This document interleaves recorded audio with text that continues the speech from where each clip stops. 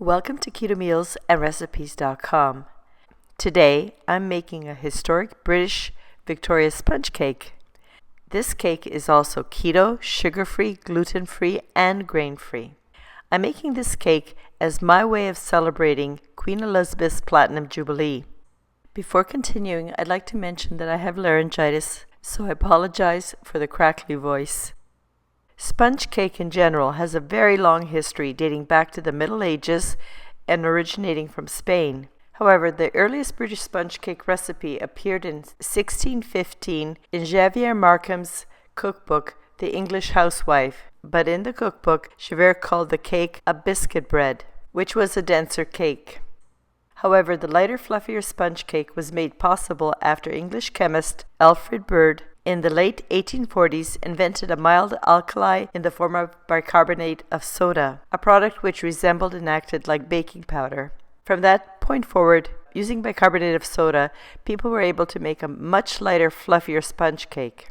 And during that time, this cake became a favorite afternoon tea cake, one that Queen Victoria really liked. And that's why this particular cake was eventually named for her, but during her time it was called a sponge sandwich. You really have to try this cake. I'm absolutely sure you'll love it because it's soft and fluffy and it's rather simple to make and one that you can enjoy any time of the year. I especially like to pair it with a nice cup of tea or coffee.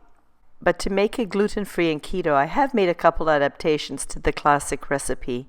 In my version, I'm using fresh strawberries, but you could make it more like the classic recipe by using strawberry jam or raspberry jam. I'd like to remind you that in my new format, the ingredients and their quantities are provided at each step, that is, as I'm making the recipe. Also, please watch to the end because I will be showing you a second way to make the sponge sandwich cake. And also, do let me know which way you prefer to serve it.